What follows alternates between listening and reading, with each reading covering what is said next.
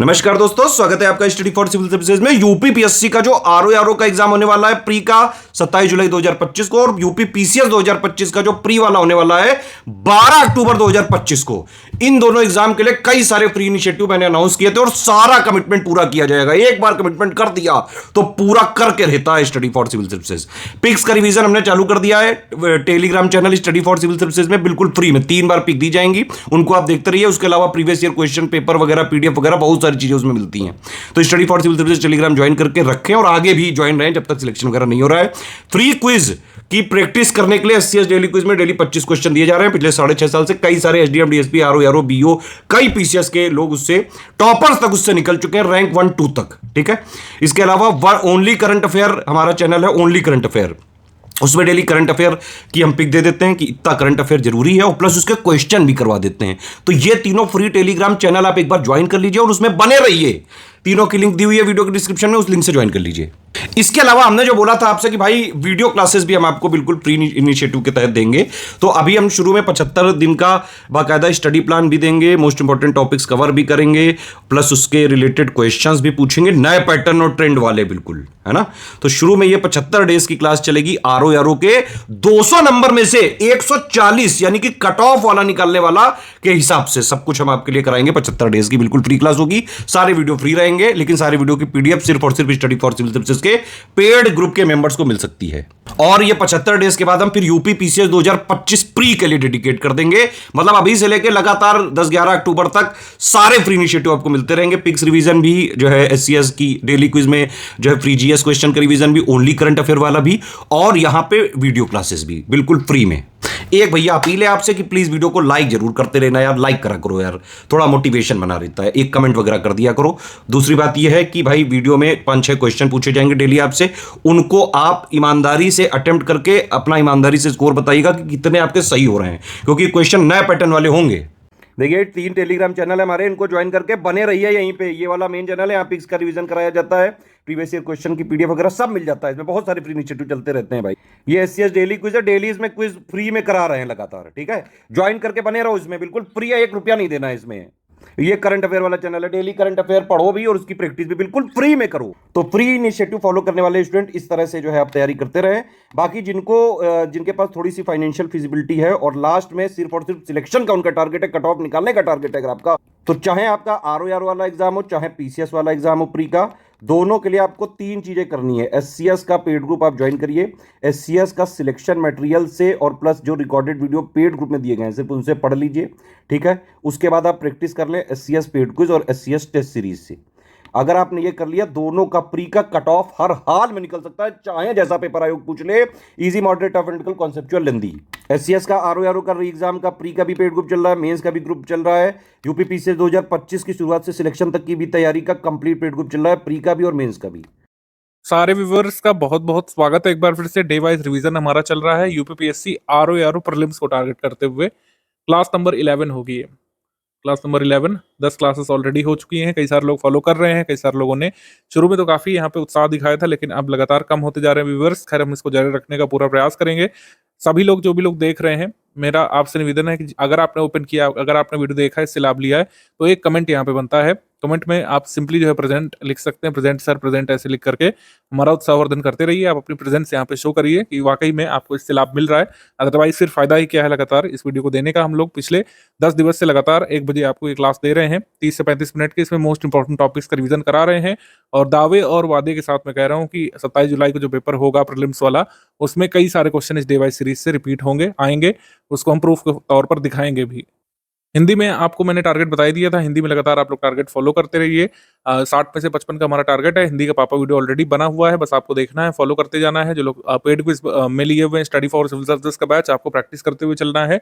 और जीएस में आप ये वाले टॉपिक्स फॉलो कर सकते हैं यूट्यूब से। जो लोग पेड ग्रुप में, आपके पास नोट्स होंगे, आप उसको प्रिंट करके या फिर पीडीएफ से जैसे भी रिवाइज करते रहिए। करंट अफेयर के लिए हमने बताया कि रिवीजन यहाँ पर होगा, सेक्शनल रिवीजन होगा पहले, और फिर करंट अफेयर का टोटल पापा वीडियो आ जाएगा। पेड ग्रुप को टोटल पापा पीडीएफ मिल जाएगी। उत्तर प्रदेश करंट अफेयर भी बना हुआ है। Uttar Pradesh current affair April month का वीडियो आपको 1 से 2 दिन में यूट्यूब में मिल जाएगा।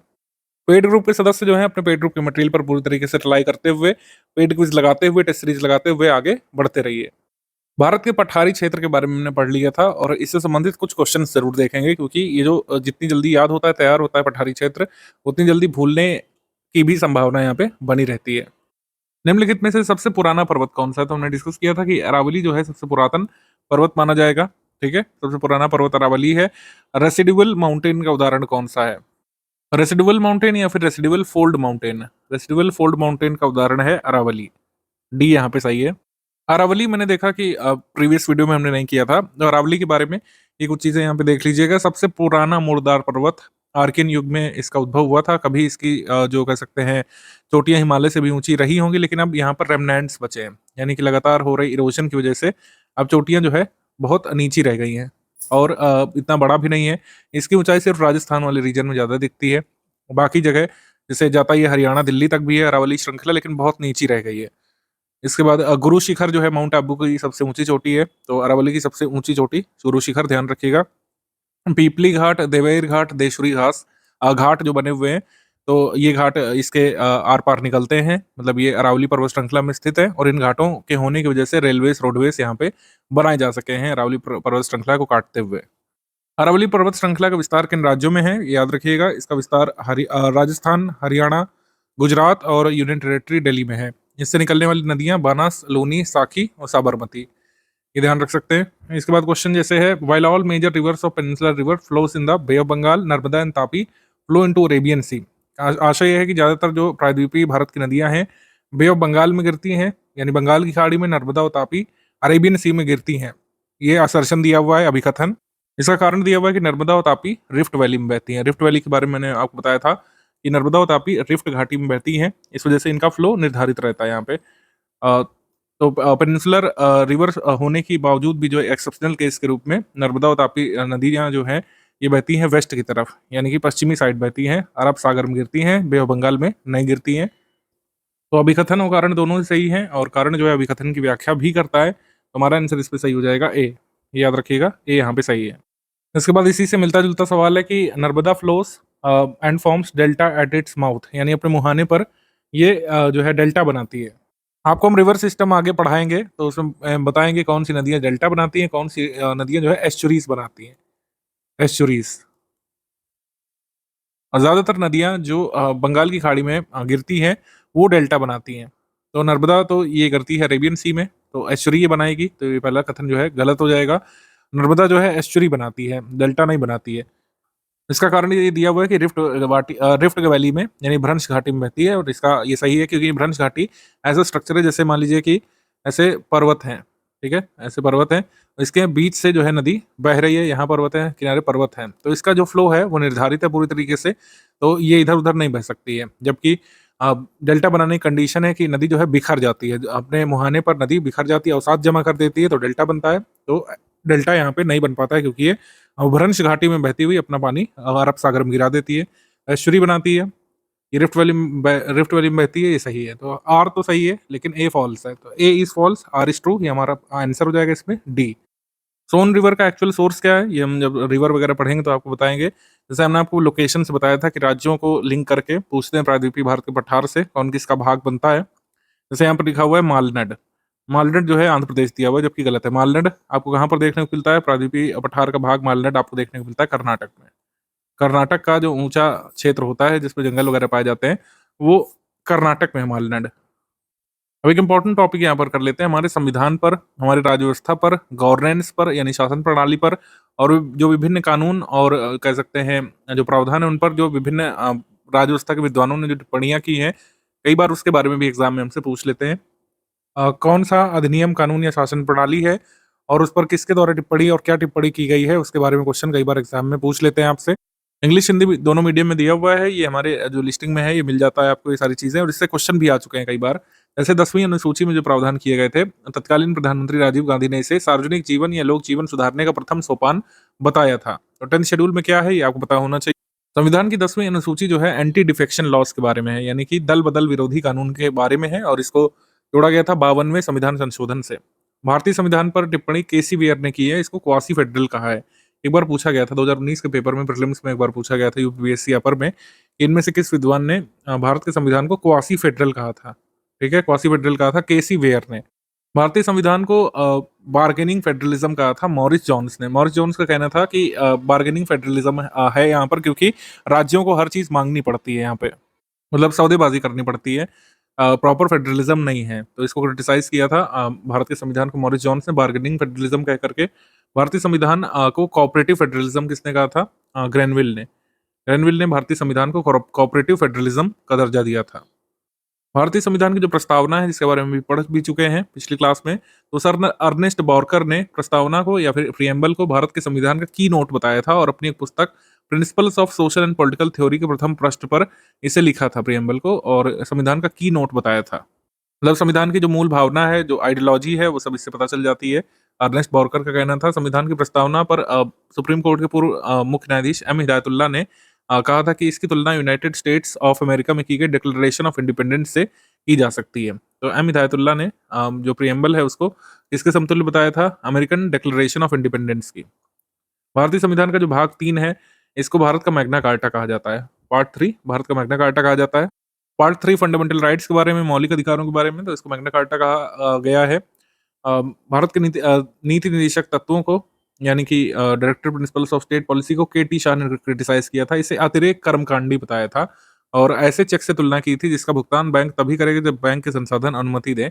जब नीति निर्देशक तत्व आगे डिस्कस करेंगे तो इसका मतलब समझ में आएगा। ब्रीफली समझिए कि नीति निर्देशक तत्वों को सिर्फ यहाँ पर एक गिमिक के तौर पर बताया गया था कि यह ऐसा चेक है जिसका भुगतान करने के लिए बैंक बाध्य नहीं है। बैंक ये कह सकता है कि जब हमारे पास पैसा होगा तब इसको भुगतान कर देंगे। यानी स्टेट के विवेक पर निर्भर है कि कब इसको लागू करना चाहते हैं। नीति निर्देशक तत्वों का इस्तेमाल पॉलिसी मेकिंग में एक्चुअली स्टेट तभी कर सकता है जब उसके रिसोर्सेस अनुमति दें। नसीरुद्दीन ने क्या कहा था नीति निर्देशक तत्वों के बारे में? इसकी तुलना ऐसे संकल्पों से की थी, ऐसे रिजोल्यूशन से की थी जो जनवरी में ही टूट जाते हैं। यानी कि 1 जनवरी को लोग कई सारे रिजोल्यूशन बनाते हैं कि जिम करेंगे, बॉडी बनाएंगे। कुछ लोग रिजोल्यूशन करते हैं कि एग्जाम निकालेंगे, अच्छी सैलरी कमाएंगे। कुछ लोग अपने बिजनेस को बढ़ाने का रिजोल्यूशन करते हैं, जनवरी में ही सारे कस्में तोड़ देते हैं। राज्य के नीति निर्देशक तत्वों पर एक और टिप्पणी की गई थी केसी बियर के द्वारा। लक्ष्यों और आकांक्षाओं का घोषणा पत्र इसको कहा था, यानी पॉजिटिव वे में इसको कहा था। राज्य के नीति निर्देशक तत्वों को टी कृष्णचारी ने भावनाओं का एक स्थायी कूड़ा घर कहा था। यानी कि केवल ये भावनात्मक है, एक्चुअली इसमें कोई विधिक बाध्यता या फिर कोई सब्सटैंशियल बात नहीं है जिससे वाकई में लोगों के जीवन परिवर्तन लाया जा सके।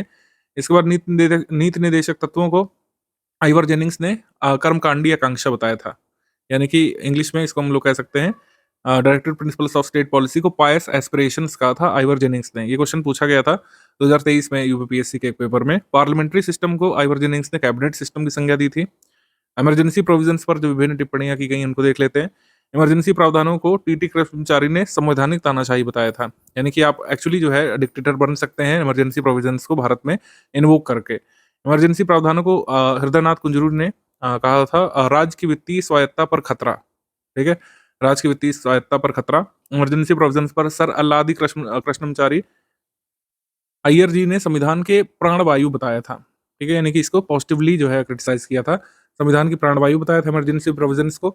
महावीर त्यागी ने इमरजेंसी प्रोविजंस की तुलना सुरक्षा वाल्व से की है, सेफ्टी वाल्व से। प्रधानमंत्री के पद और कार्यों के विवरण को प्राइमस इंटर पेरेस सभी समान लोगों में सर्वप्रथम बताया प्रधानमंत्री को लॉर्ड मॉर्ले ने। प्रधानमंत्री और उसके कार्यों को लेकर के सर विलियम वर्नर हार्कोर्ट ने कहा है कि प्रधानमंत्री की तुलना तारों के बीच में चंद्रमा से हम लोग कर सकते हैं। यानी कि विभिन्न प्रकार के लीडर्स होंगे लेकिन प्रधानमंत्री सबका हेड होगा, उनसे अलग होगा। आइवर जेनिंग्स ने ऐसे सूर्य के समान प्रधानमंत्री को बताया जिसके चारों ओर सभी ग्रह चक्कर लगाते हैं। और H.J. लॉस्की ने प्रधानमंत्री को वह एक्सिस या धुरी बताया जिसके चारों ओर सरकारी मशीन के सभी कलपुर्जे घूमते हैं। राजनीतिक मामलों की समिति ने सभी समितियों में सर्वाधिक शक्तिशाली या सुपर कैबिनेट कहा है। ठीक है, सुपर कैबिनेट की संज्ञा किसको दी गई है? कमेटी इन पॉलिटिकल अफेयर्स को। विपक्ष दल का प्रमुख आइवर जेनिंग्स के अनुसार वैकल्पिक प्रधानमंत्री हो सकता है, यानी प्रधानमंत्री के विकल्प के रूप में मौजूद रहता है, जैसे leader of opposition of Lok Sabha. Lokpal को गेरोल्ड ई काइजन ने संस्थानीकृत लोक अंतःकरण का प्रतीक कहा था। तो ऐसे कुछ यहाँ पर टिप्पणियां आपसे पूछ ली जाती है एग्जाम में, कौन किसने क्या टिप्पणी की थी। अब यहाँ पर थोड़ा सा बात कर लेते हैं संघ और उसके राज्य के बारे में, यानी कि यूनियन एंड इट्स स्टेट। भाग 1 में यूनियन एंड स्टेट है। तो आर्टिकल नंबर 1 क्या कहता है? आर्टिकल नंबर 1 हमारे देश का नाम बताता है, इंडिया दैट इज भारत। इसमें कहा गया है shall be the union of states. Article number 1 अनुच्छेद 1 में क्या कहा गया है कि इंडिया दैट इज भारत, यानी इंडिया जो भारत है राज्यों का संघ होगा।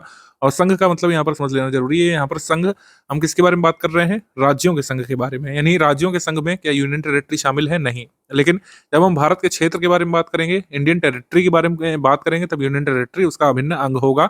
लेकिन हम जब राज्यों के संघ के बारे में बात करेंगे तो उसमें यूनियन टेरिटरी नहीं शामिल करेंगे। ये चीज ध्यान रखना है। इंडियन टेरिटरी में यूनियन टेरिटरी शामिल हैं, लेकिन यूनियन ऑफ स्टेट जो टर्म है उसमें सिर्फ स्टेट्स आते हैं। अनुच्छेद 1 के बाद अनुच्छेद 2 सिंपली ये कहता है कि पार्लियामेंट यानी संसद जो है नियम बना करके यूनियन में नए राज्यों को शामिल कर सकती है ऐसे टर्म्स एंड कंडीशन पर जो पार्लियामेंट उचित समझे। ठीक है। हमको ये याद रखना है कि सिक्किम जो है एक अमेंडमेंट के थ्रू जोड़ा गया था। सिक्किम एक कॉन्स्टिट्यूशनल अमेंडमेंट के थ्रू बनाया गया था भारत का भाग। अनुच्छेद 2A जोड़ा गया था 35वें संविधान संशोधन अधिनियम से। संविधान संशोधन अधिनियम अलग से पढ़ने की अपेक्षा अगर आप साथ-साथ पढ़ते हुए चलेंगे तो ज़्यादा आसानी रहती है। तो सिक्किम को जोड़ने के लिए यूनियन में हमने आर्टिकल 2A में संशोधन किया था, मतलब हमारी संसद ने। और 35वें कॉन्स्टिट्यूशनल अमेंडमेंट एक्ट से सिक्किम भारत का भाग बना था, भारत के कह सकते हैं संघ का भाग बना था। वहीं अनुच्छेद 3 की अगर बात की जाए तो अनुच्छेद 3 में यहाँ पर पार्लियामेंट को यानी संसद को अधिकार दिया गया है, संसद को शक्ति दी गई है। किसी राज्य के क्षेत्रफल में विस्तार करने की शक्ति दी गई है संसद को। किसी भी राज्य का एरिया कम करने की यानी क्षेत्रफल में जो है कमी करने की शक्ति दी गई है। किसी भी राज्य की बाउंड्री में ऑल्टरेशन करने की यानी उसमें चेंजेस करने की शक्ति दी गई है। और नाम बदलने की भी शक्ति दी गई है। नाम बदलने की शक्ति, क्षेत्र में परिवर्तन करने की शक्ति, राज्य को बड़ा या छोटा करने की शक्ति ये संसद को दी गई है। और यहीं पर जो है फेडरलिज्म थोड़ा-सा आप देखेंगे कि फेडरलिज्म की भावना जो यहाँ से कमज़ोर हो जाती है। यानी कि यहाँ पर अनन्य शक्ति किसको? संसद को दे दी गई है। यानी केंद्र को दे दी गई है शक्ति कि किसी भी राज्य की सीमा में परिवर्तन संसद कर सकता है। कुछ प्रोविजंस बनाए गए हैं फेडरलिज्म को मेंटेन करने के लिए, जैसे आर्टिकल 3 में एक कंडीशन है कि किसी भी कह सकते हैं राज्य के क्षेत्र में बदलाव करने के लिए या फिर नाम बदलने के लिए राष्ट्रपति की पूर्व अनुशंसा ज़रूरी होती है। और राष्ट्रपति के ऊपर एक कंडीशन ये लगाई गई है कि राष्ट्रपति जो है जिस भी राज्य के बारे में वो विधेयक है जिसमें उसके नाम में परिवर्तन की बात की गई है या फिर उक्त राज्य के सीमाओं में परिवर्तन की बात की गई है, तो उस राज्य की जो स्टेट लेजिस्लेचर है यानी जो विधायिका है उससे उस बिल पर कमेंट प्राप्त करेगा स्पेसिफाइड पीरियड ऑफ टाइम में। हालांकि जो एक कमेंट वाली चीज़ है ये भी एक तरीके से गिमिक ही है, क्योंकि जो कमेंट है वो बाइंडिंग नहीं होता। कमेंट दे देगा राज्य अपना, मान लीजिए राज्य जो है कहता है कि हमारे क्षेत्र में परिवर्तन ना किया जाए या फिर हमारे कह सकते हैं राज्य का नाम ना बदला जाए, लेकिन ये जो कमेंट है ये बाइंडिंग नहीं होता राष्ट्रपति पर। राष्ट्रपति जो है कह सकते हैं केंद्र सरकार की सलाह पर काम करते हैं, एक फैसिलिटेटर का काम करते हैं। राष्ट्रपति की अपनी शक्ति या फिर अपना विवेक नहीं होता है कि वो जो है स्टेट लेजिस्लेचर जिसने जो कमेंट दिया है उसका रिकमेंडेशन माने या ना माने, उनको केंद्र के हिसाब से काम करना होता है। तो ये भी एक तरीके से कह सकते हैं सिर्फ प्रोसीजर ही है थोड़ा-सा डिले करने का। केंद्र सरकार या फिर संसद जब चाहे किसी भी राज्य को छोटा या बड़ा कर सकती है या फिर कह सकते हैं उसके नाम में परिवर्तन कर सकती है। आर्टिकल नंबर 4 भाग 1 का इम्पोर्टेंट प्रोविज़न हमको देता है कि आर्टिकल 2 या 3 के अंतर्गत यानी कि अगर कोई नया राज्य सृजित करना है या एक्जिस्टिंग राज्य की बाउंड्री में अल्टरेशन करना है, कोई चेंज करना है, किसी राज्य का नाम बदलना है, तो उसके लिए संविधान संशोधन की आवश्यकता नहीं पड़ती है। ये आर्टिकल नंबर 4 हमको बताता है। यानी कि किसी भी राज्य का एरिया छोटा या बड़ा करने के लिए, राज्य के नाम में परिवर्तन करने के लिए संसद को कॉन्स्टिट्यूशन में अमेंडमेंट करने की आवश्यकता नहीं होगी। कॉन्स्टिट्यूशन में अमेंडमेंट करने की आवश्यकता तभी होती है जब भारत के किसी क्षेत्र को, ठीक है, किसी भी स्टेट के भाग को या यूनियन टेरिटरी के भाग को हमारा देश जब किसी दूसरे देश को देना चाहेगा। जैसे बांग्लादेश के हमने कुछ टेरिटरी दी थी यहाँ पर कुछ टेरिटरी के एक्सचेंज में, तो संविधान संशोधन यहाँ पे करना पड़ा था जो है संसद को। और संविधान संशोधन के बाद ही जो है हम बांग्लादेश को टेरिटरी दे या ले पाए थे, यानी टेरिटरी एक्सचेंज की गई थी। कुछ इनक्लेव बांग्लादेश को हमने दिए थे, कुछ इनक्लेव बांग्लादेश से हमको रिसीव हुए थे। नेट लॉस ही हुआ था भारत को, यानी कि जितना क्षेत्र बांग्लादेश से मिला था उससे ज़्यादा क्षेत्र बांग्लादेश को देना पड़ा था। लेकिन ऐसा हो पाया था कॉन्स्टिट्यूशनल अमेंडमेंट एक्ट ला करके, तो संविधान संशोधन जो है इसीलिए हुआ था। आंध्र प्रदेश को काट करके तेलंगाना एक नया राज्य बनाया गया था अनुच्छेद 3 के तहत, याद रख सकते हैं आप। Territorial waters, continental shelf, exclusive economic zone और अदर मैरीटाइम जोन्स एक्ट 1976 में आया था, जिससे भारत के ये कह सकते हैं ये टेरिटोरियल वाटर्स को, इकोनॉमिक जोन्स को रेगुलेट किया गया था, इनकी बाउंड्री वगैरह निर्धारित की गई थी। तो जैसे मान लीजिए भारत की भूमि है, ये मेनलैंड है, मेनलैंड के बाद समुद्री क्षेत्र के कुछ भाग को भी भारत की भूमि का क्षेत्र या फिर भारत का क्षेत्र माना जाता है। इसके लिए ये एक्ट आया था। इसमें कहा गया था कि जो ये इंटरनल वाटर्स होते हैं, यानी कि भूमि के अंदर कुछ भाग पानी भर जाता है, उसको भी भारत भूमि का हिस्सा बना जाएगा। और यहाँ से ले करके, मतलब यहाँ से अगर हम काउंट करें इधर से मेनलैंड की जो कोस्टल बाउंड्री है उससे लेकर के 370 किलोमीटर यानी करीब 200 नॉटिकल माइल्स तक का क्षेत्र एक्सक्लूसिव इकोनॉमिक जोन माना जाएगा। किसी भी मतलब कह सकते हैं कंट्री के कोस्टल बाउंड्री से लेकर के 370 किलोमीटर का क्षेत्र उस देश का एक्सक्लूसिव इकोनॉमिक जोन माना जाता है। ठीक है, यानी उसके नीचे कोई भी मिनरल निकलेगा, कोई भी चीज़ निकलेगी, उस पर उसी देश का अधिकार होगा जिसके वो करीब है। जैसे भारत की जो कोस्टल बाउंड्री है, उससे 370 किलोमीटर के क्षेत्र में भूमि के नीचे कुछ भी निकाला जाएगा, कोई भी ऑयल निकाला जाएगा, मिनरल निकाला जाएगा, उस पर भारत का अधिकार होगा। ऐसे ही अन्य राज्यों के साथ है, अन्य मतलब कह सकते हैं कंट्रीज़ के साथ है। इसके लिए एक कन्वेंशन बना था, उस कन्वेंशन का नाम आप कमेंट करके बताइएगा। ठीक है, उस कन्वेंशन का नाम बताइए जिसके तहत ये एक्सक्लूसिव इकोनॉमिक ज़ोन्स जो है डिफाइन किए गए थे। एक बार एग्ज़ाम में पूछा जा चुका है। और कोस्टल लाइन से लेकर के करीब 12 नॉटिकल माइल्स का क्षेत्र इसको टेरिटोरियल वाटर्स कहा जाता है। इस पर भी उसी देश का अधिकार होता है जिसके ये नज़दीक होता है कोस्टल बाउंड्री के। GDP, GNP, NNP, GVA, national income, इनका कॉन्सेप्ट क्या है इसको देख लेते हैं। इस पर फॉर्मूला बेस्ड क्वेश्चन कई बार बन जाते हैं। जैसे अभी कैंसिल पेपर हुआ था, उसमें कुछ फॉर्मूलाज पूछे गए थे इकोनॉमी में, डायरेक्ट फॉर्मूला, ज़्यादा उसमें कोई कंसेप्ट नहीं आया था। इस बार भी ये वाला फॉर्मूला मैं आपको थोड़ा सा बता दे रहा हूँ। जीडीपी के, जीएनपी के, एनएनपी, जीवीए, नेशनल इनकम कैसे डिटरमाइन करते हैं। फॉर्मूला बेस्ड इससे भी क्वेश्चन आ सकता है। जीडीपी का ज़्यादातर लोगों को पता होता है। जीडीपी में मार्केट वैल्यू के आधार पर यहाँ पर टोटल फाइनल गुड्स और सर्विसेज जो भारत भूमि के भीतर बनेंगे एक्सक्लूसिवली उनको काउंट कर लिया जाता है, उनकी वैल्यू को। मार्केट वैल्यू जितना भी सामान और सर्विसेज भारत के भीतर बनते हैं उसको जीडीपी कहा जाता है सिंपली। जीएनपी कैसे निकालते हैं? जीडीपी में जब हम net factor income from abroad निकाल लेते हैं, उसमें जोड़ देते हैं, तब यहाँ पर जीएनपी निकल आता है, जिसको ग्रॉस नेशनल प्रोडक्ट कहा जाता है। जीएनपी क्या होता है? GDP plus net factor income from abroad, बाहर से आने वाली नेट फैक्टर इनकम। ठीक, अगर हम डेप्रिसिएशन जो है जीएनपी से घटा दें तो यहाँ पर हमको एनएनपी मिल जाता है, जिसको हम लोग बोलते हैं नेट नेशनल प्रोडक्ट। अब इसी नेट नेट नेशनल प्रोडक्ट को मार्केट प्राइस पर कैसे निकाला जाता है? जब हम जीएनपी में डेप्रिसिएशन को माइनस कर देते हैं, हमको net net national product at market price मिल जाता है। ठीक है, और जब NNP at the NNP factor cost पर कैसे निकालते हैं? एनएनपी फैक्टर कॉस्ट पर निकालते हैं जब हम टैक्सेस से माइनस कर देते हैं और सब्सिडीज को ऐड कर देते हैं। एनएनपी एट फैक्टर कॉस्ट कैसे निकलेगा? जब हम एनएनपी एट मार्केट प्राइस में टैक्सेस घटा दें और सब्सिडी जोड़ दें। तो ये फॉर्मूले रटने ही पड़ेंगे क्योंकि ऐसा ही एग्जाम पूछा जाएगा। Net national product at market price जब जीएनपी में डेप्रिसिएशन घटा देंगे, और net NNP eight factor cost, net national product eight factor cost कैसे निकलेगा? जब एनएनपी एट मार्केट प्राइस में हम टैक्सेस घटा देंगे, सब्सिडीज जोड़ देंगे। तो अच्छा, एक चीज ध्यान रखना है कि कारक लाभ पर शुद्ध राष्ट्रीय उत्पाद को, यानी कि इसी को एनएनपी एट फैक्टर कॉस्ट को जो निकाला जाएगा उसी को हम लोग नेशनल इनकम के रूप में जानते हैं। जैसे क्लास 11th की एनसीईआरटी की बुक में गिवन है ये डेफिनेशन। जैसे आपसे पूछ लें कि भारत में नेशनल इनकम किसे मानते हैं, आप बताइए, तो नेशनल इनकम माना जाएगा एनसीईआरटी बुक के हिसाब से एनएनपी एट फैक्टर कॉस्ट, जिसका फॉर्मूला ये है NNP at the rate market price minus taxes plus subsidies. ये हमारा राष्ट्रीय आय का फॉर्मूला होता है, तो एनसीईआरटी किताब में गिवन है। हालांकि सांख्यिकी और कार्यक्रम क्रियान्वयन मंत्रालय जो है, Ministry of Statistics and Programme Implementation, इसके अधीन जो सीएसओ काम करता है, वो यहाँ पर डेफिनेशन देता है राष्ट्रीय आय की। बाजार मूल्य पर शुद्ध राष्ट्रीय आय को, बाजार मूल्य पर शुद्ध राष्ट्रीय आय यानी कि net national product at market price, ये जो है ये सीएसओ के अनुसार नेशनल इनकम की डेफिनेशन है भारत में। Net national product at market price यानी कि जीएनपी में जब हम डेप्रिसिएशन घटा देंगे तो सीएसओ के अनुसार ये बाजार मूल्य पर शुद्ध राष्ट्रीय आय निकल आती है। फैक्टर कॉस्ट में क्या क्या शामिल होता है? तो फैक्टर कॉस्ट में शामिल किया जाता है land, labour, capital, enterprise. Land, labour, capital और एंटरप्राइज की जो कॉस्ट है जो प्रोडक्शन में आती है, इसको हम लोग फैक्टर कॉस्ट बोलते हैं। और फैक्टर कॉस्ट में taxes paid to the government ये शामिल नहीं करते। जैसे एक बार एग्जाम में आ चुका है कि क्या फैक्टर कॉस्ट में हम वो चीज़ शामिल करते हैं जो सरकार को कर दिया जाता है, तो उसको शामिल नहीं करते हैं इसमें फैक्टर कॉस्ट निकालने में, या कारक लागत निकालने में जो सरकार को टैक्स दिया जाता है, कर दिया जाता है, उसको शामिल नहीं करते हैं। मार्केट प्राइस कैसे निकालते हैं? Market price equal to factor cost plus indirect taxes minus subsidies. ये हो गया market price. Market price is equal to factor cost plus indirect taxes minus subsidies. GVA क्या होता है? जीवीए यानी gross value added represents the output produced after subtracting the intermediate value of consumption.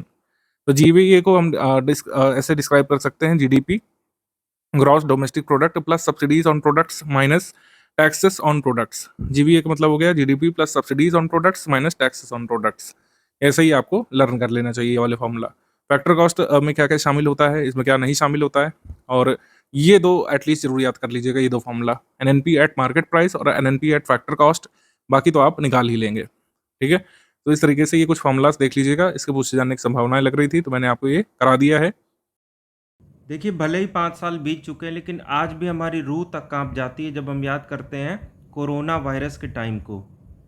आतंक का ये दूसरा पर्याय बन चुका था। ये इतना ज़्यादा खतरनाक हो चुका था कि पाकिस्तान तक को इससे जलन होने लगी थी। लेकिन ये जो कोरोना वायरस है ये बहुत बाद में आया था। इससे पहले 2 ऐसे और वायरस आए थे। एक तो स्मॉल पॉक्स का वायरस जो कि था वेरियोला वायरस, और ये जो एड्स जिससे हो जाता है HIV वायरस, ये भी अपने ज़माने के बहुत बड़े धुरंधर रहे थे और आतंक का उस ज़माने का पर्याय बने हुए थे। तो चाहे इनमें से किसी की भी आप बात करिए, तीनों हैं तो वायरस ही। तो सबसे पहले अगले 5 मिनट में हम बात करेंगे कि ये वायरस किस तरीके से काम करता है, हमारे शरीर को कैसे नुकसान पहुंचा देता है, और मेन फोकस करेंगे HIV और कोरोना को आपस में कंपेयर करते हुए आपको ये बताने की कि दोनों में ज़्यादा खतरनाक कौन सा होता है। अभी मजा आएगा ना भिड़ो।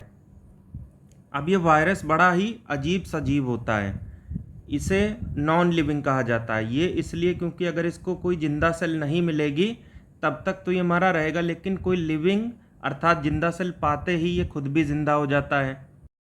Oh my God! और उस सेल का रिएक्शन वायरस को देखने के बाद कुछ इस तरीके का रहता है।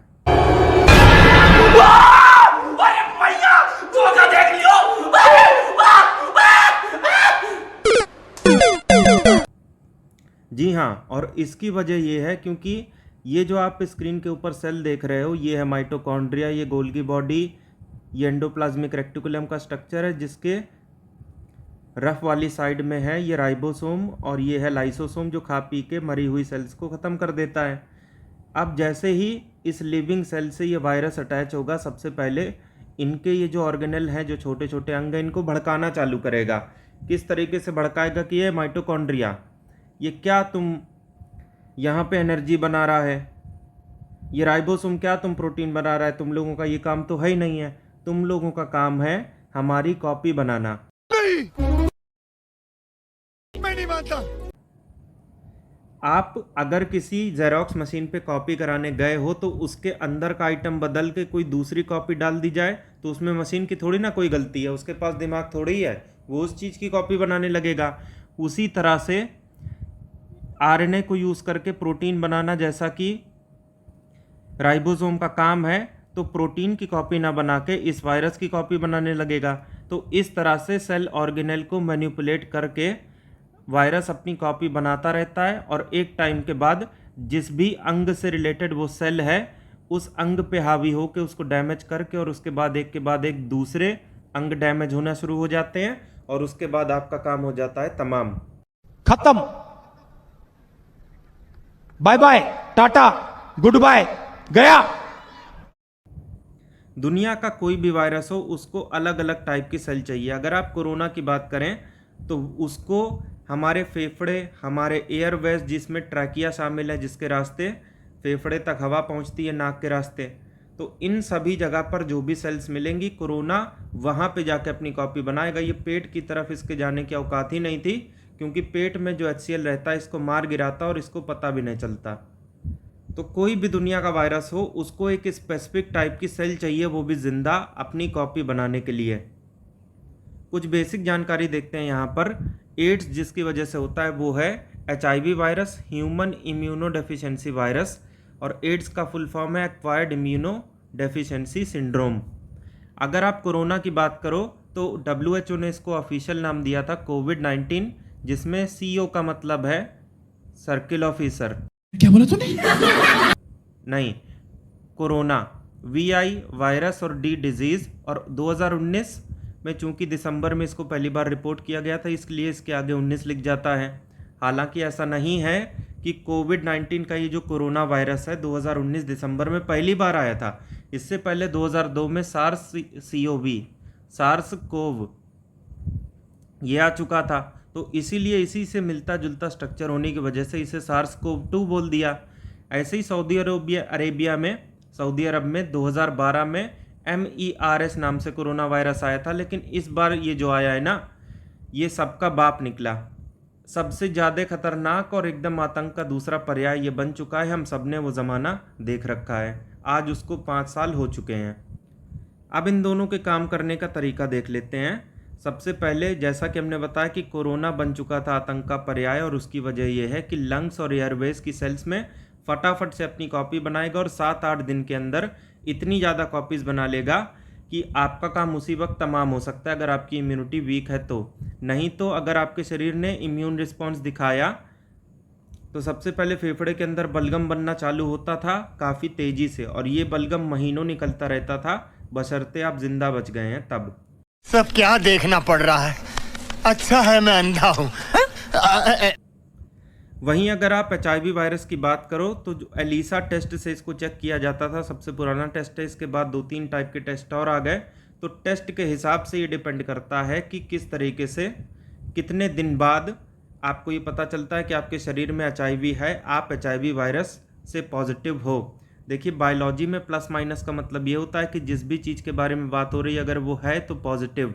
जैसे कोविड जिसके है वो कोविड पॉजिटिव, नहीं है तो नेगेटिव। HIV है तो पॉजिटिव, नहीं है तो नेगेटिव। तो जिस भी दिन आपके HIV आएगा ना, आपको पता भी नहीं चलेगा। नॉर्मल आप अपना काम करते रहेंगे 6 महीने बाद ये पूरी तरीके से एक्टिव हो जाता है। और एक जुकाम होते ही, एक छींक की वजह से भी आप मर सकते हैं। जुकाम आएगा, बुखार आएगा, आपको निपटा के जाएगा। आपकी इम्यून सिस्टम यहाँ पे ख़त्म हो जाता है।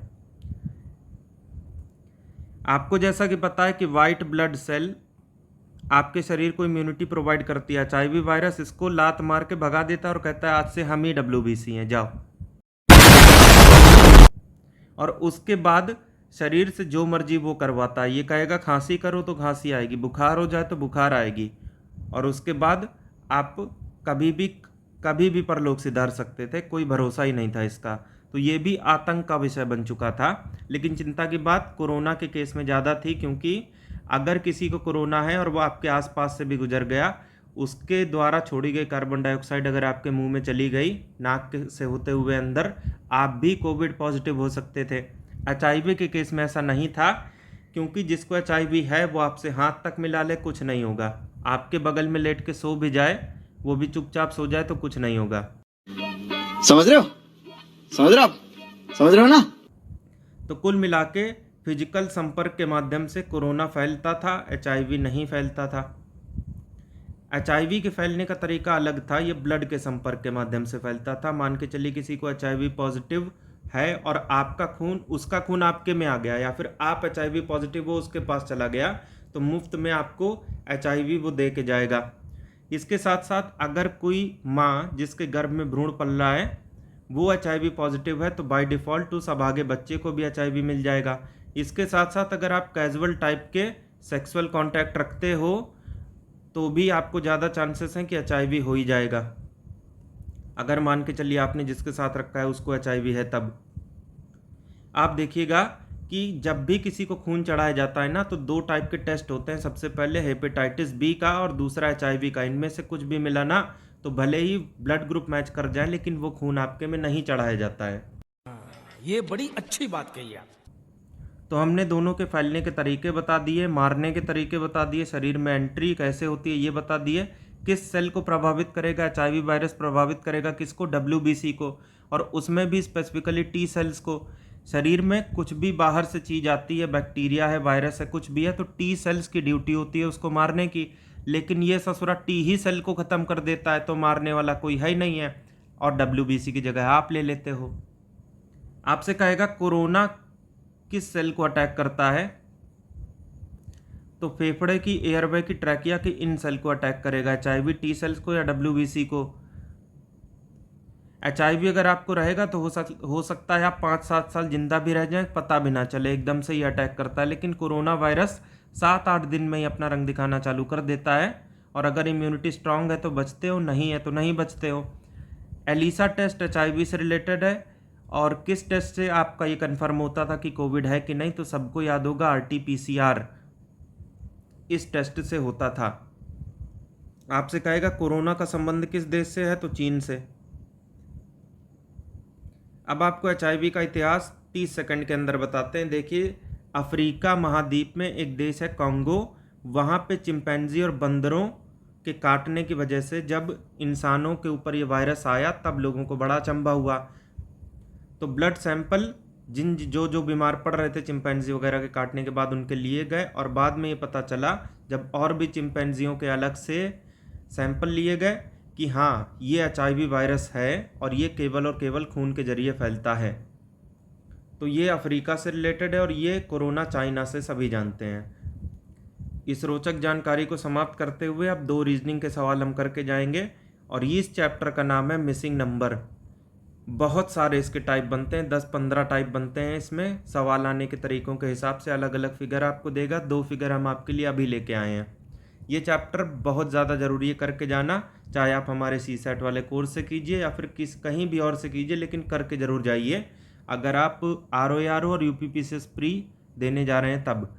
अब ये जो आपको फिगर दिख रहा है इस पे ना जाइए, आप नंबर सीरीज़ की तरीके से इसको देखिए और ऐसे जाइए। देखिए 7 का डबल 14 प्लस 4 किए तो 18, 18 का डबल 36, 4 जोड़े 40, 40 का डबल 80, 4 जोड़े 84, वेरीफाई कर लो। 84 का डबल 168, 4 जोड़ दिए 172, जिसका डबल किया तो 344, 4 जोड़ा 348। तो इसका मतलब 84 हमारा सही था। क्या बात है सर, क्या बात है सर, क्या बात, ये बात है। एक और देख लो 25 नंबर, ये कॉलम वाइज यहाँ पे चलना है। हो सकता है कि एक टेबल ऐसी होती जिसमें रो वाइज चलना होता। 25 पंजे 125 और 125 ही है तो डिवाइड किया है 1 से। ऐसे ही सेम लॉजिक को इधर देख लो, 28 × 14 बटे में 7, तो क्या 56 नहीं है? बिल्कुल है। तो सेम लॉजिक इधर लग जाएगा। 192 इंटू क्वेश्चन मार्क, सॉरी 192 तो लाना है ना, question mark into 12 divide by 3 और आंसर है 192। 4 चौक 16, 4 अट्ठे 48 यहाँ से सही है।